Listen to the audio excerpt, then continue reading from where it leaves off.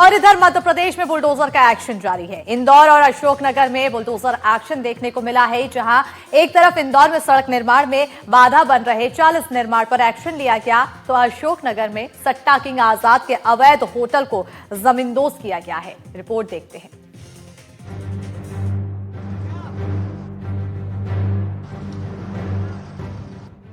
मध्य प्रदेश में 2 शहरों में बुलडोजर एक्शन हुआ है। इंदौर और अशोकनगर में प्रशासन का बुलडोजर गरजा है। अशोकनगर में सट्टा किंग आजाद की अवैध संपत्ति पर बुलडोजर एक्शन हुआ। नगर पालिका की टीम ने अशोकनगर की होटल आजाद पैलेस के अवैध हिस्से को ढहा दिया।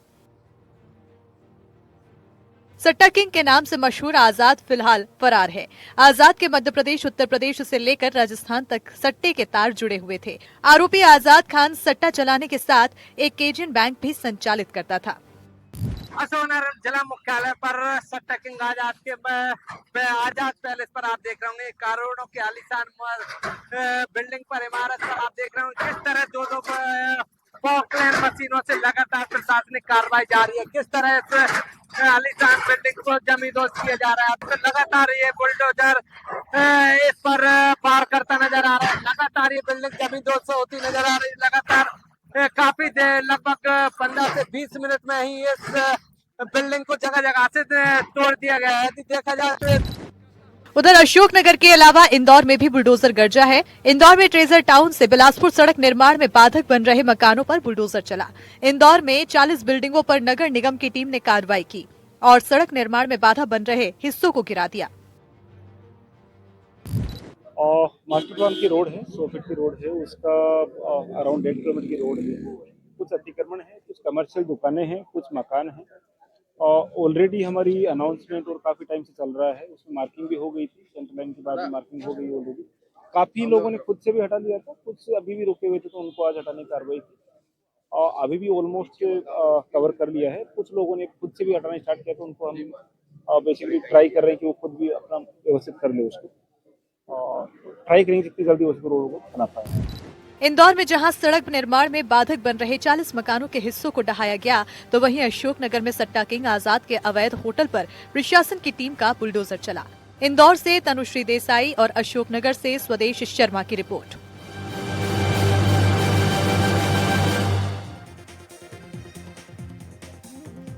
कहते हैं हाउसिंग फॉर ऑल, यानी हर गरीब के सिर पर पक्की छत। लेकिन मध्य प्रदेश में गरीबों के आशियानों का सपना कई जगह सपना ही रह गया है। कहीं लेट लतीफी, कहीं लापरवाही और कहीं कथित तौर पर भ्रष्टाचार। आज हमारी खास रिपोर्ट में बात कटनी से लेकर भोपाल और सतना तक, कैसे गरीबों का घर सिस्टम के लिए मुनाफे का प्रोजेक्ट बन गया है। शानदार आलीशान हवा में ली गई ये तस्वीरें कुछ ऐसा ही एहसास दिलाती हैं। यह है कटनी का झिंझरी इलाका। यहीं 105 करोड़ की लागत से 1512 घर बनने थे। 792 EWS और बाकी LIG MIG 2017 में काम शुरू हुआ। अब जमीन पर आए, हकीकत उन हितग्राहियों से सुने जो 7-8 साल से परेशान हैं। न पैसा वापस मिल रहा है, न घर। और बहुत दिन से परेशान है, ना घर तो है ही नहीं है। यही है, टूटी मड़ी जगह तो रही थी यही मैं है। और कई दफे कहे तो नगर निगम के कोई सुनते नहीं है। आते हैं बस लिख लिखो के लेके चले जाते हैं, हाँ होगा होगा, अभी तक तो हुआ नहीं है। तो क्या गरीब आदमी ऐसे ही रह आएगा क्या? योजना का पैसा जमा किए थे 20,000। हम गरीब आदमी हम कहाँ पाएंगे इतना सारा, तो हमारा कोई सुनाई नहीं होता, कोई वो नहीं होता। हम कहाँ तक भटके, कहाँ तक जाएं। 2019 में इन्होंने जमा किया था 20-20 हजार रुपए, लेकिन अभी तक प्रधानमंत्री आवास योजना का मकान नहीं मिला हुआ है। ये बहुत परेशान है, नगर निगम के चक्कर काट काट के परेशान है। हितग्राही बहुत हमारे यहाँ के वार्ड के परेशान है। आपको लग रहा होगा सिर्फ निर्माण में देरी हुई है, ये एक पक्ष है, लेकिन दूसरा बहुत स्याह है। प्रधानमंत्री आवास योजना के तहत शहरी गरीबों के लिए बनाई गई कटनी की झिंझरी आवास परियोजना अब कथित तौर पर सैकड़ों करोड़ के भूमि और टेंडर घोटाले का चेहरा बनती जा रही है। इस प्रोजेक्ट में 2 कंपनियों की भूमिका सवालों के घेरे में है। पहली कंपनी को 2021 में नगर निगम ने 7 करोड़ रुपए की अतिरिक्त राशि दे दी, जबकि घर नहीं बने थे, और उसके बाद कंपनी ने काम बंद कर मौके से हाथ खींच लिया। हालात ये है कि खुद सरकारी जांच में कंपनी पर 43 लाख रुपए की रिकवरी निकली, जिसे अब तक वसूला नहीं गया है। लगभग 1 साल से काम बंद किया हुआ है। ठेकेदार के ऊपर कोई शिकायत भी हुई है, कई बिंदुओं पर शिकायत है, इनके बारे में जांच चल रही है। करीब 7 करोड़ रुपए का अधिक भुगतान बताया गया है कि उनको हुआ है। ठेकेदार को नोटिस दिया है हमारे द्वारा। अब काम दूसरी कंपनी को मिला है। मजे की बात यह है कि 2018 में जिस कंपनी को करोड़ों में ये ठेका मिला, उसकी पार्टनर फर्म को 2025 में 26 करोड़ का नया ठेका दे दिया गया। आरोप है कि हाईवे से लगी करोड़ों की जमीन को जानबूझकर कम कीमत पर आंका गया, बिना ठेका रद्द किए नया टेंडर निकाला गया और फिर एक शून्य टर्नओवर वाली कंपनी को दे दिया गया। आरोप ये भी है कि टेंडर से पहले ही गोपनीय दस्तावेज लीक हो गए, जिससे प्रतिस्पर्धा खत्म हो गई। आरोप ये भी लगे हैं कि 100 करोड़ से ज्यादा की कीमती जमीन के लिए रिजर्व प्राइस रखी गई थी 25 करोड़ 77 लाख रुपए, बोली लगी 25 करोड़ 78 लाख रुपए की। अंतर सिर्फ 1,01,000 रुपए का, यानी 0.0039%। मामले में हितों के टकराव, नियमों की अनदेखी और LOI में पक्षपात के आरोप लगे हैं और पूरी शिकायत अब EOW के पास लंबित है। प्रशासन जांच की बात कह रहा है, कंपनी सारे आरोपों को नकार रही है। शिकायत प्राप्त हुई है, वो शिकायत का परीक्षण भी कराया जा रहा है। हमारे द्वारा हमें प्राप्त हुई शिकायत संचालनालय से, उसमें जांच प्रतिवेदन तैयार करके भेजा जाएगा।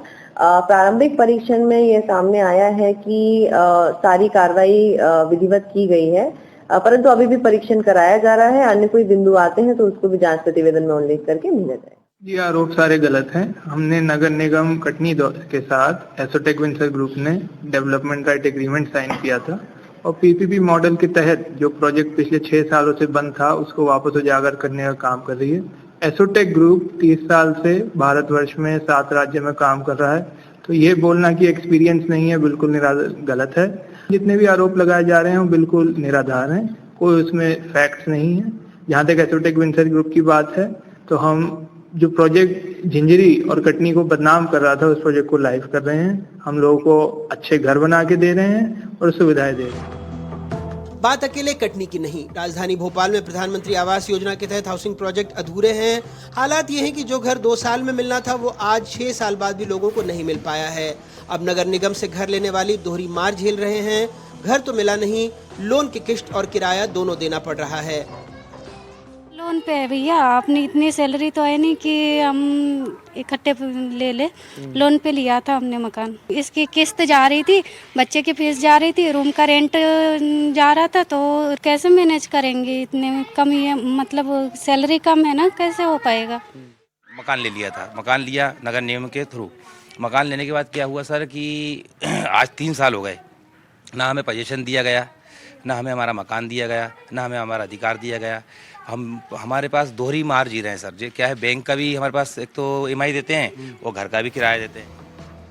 हालात प्रधानमंत्री आवास योजना ग्रामीण में भी कुछ अलग नहीं है। सतना के अकोना गांव की तस्वीर कुछ दिनों पहले हमने आपको दिखाई थी, जहां फूस की छत भी सरकारी रिकॉर्ड में पक्का मकान है और जिनके पास ट्रैक्टर और जमीन है वो लाभार्थी हैं। गरीब बस दर्शक। रसोई में गैस नहीं लेकिन धुआं है, वो भी इतना कि आंखें भर आए। कई पात्र अपात्र हैं, कई पात्र बस कागजों में।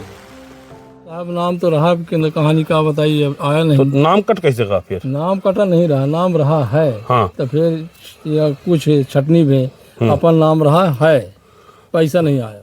पता नहीं सर, ये लोग पता नहीं क्या करते हैं अधिकारी लोग।